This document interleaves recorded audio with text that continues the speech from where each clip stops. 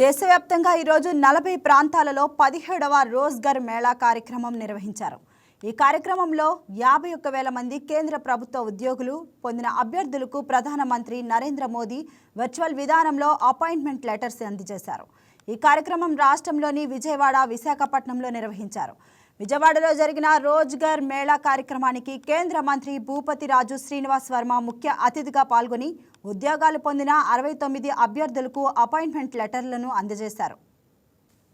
భర్తీ చేయవలసినటువంటి అవసరం ఉన్నదో వాటిని త్వరితగతిన గుర్తించి కాలయాపన చేయకుండా సంవత్సరాలు తరబడి త్వరితగతిన గుర్తించి వెంటనే కూడా తగినటువంటి పోటీ పరీక్షలు నిర్వహించడం ద్వారా వెంటనే భర్తీ చేసేటువంటి కార్యక్రమం ఈ రోజ్గార్ మేళా ద్వారా శ్రీకారం చుట్టడం జరిగింది. భారత ప్రధానమంత్రిగా నరేంద్ర మోడీ గారు బాధ్యతలు స్వీకరించాక ఏదైతే 2022 అక్టోబర్ 22 నాడు అంటే దాదాపు 3 సంవత్సరాలు పూర్తయి ఈ రోజ్గార్ మేళా కార్యక్రమాన్ని ప్రారంభించడం జరిగింది. ఇప్పటి వరకు దాదాపు 10 లక్షల పైగా ఉద్యోగాలు ఈ రోజ్గార్ మేళా కార్యక్రమం ద్వారా నియామక పత్రాలు అందజేయడం జరిగింది. ఇప్పటికే 16 సార్లు రోజ్గార్ మేళా కార్యక్రమాన్ని పూర్తి చేయడం జరిగింది. ఈ రోజు మనంతా కూడా 17వ రోజ్గార్ మేళా కార్యక్రమాన్ని నిర్వహించుకుంటూ ఉన్నాం.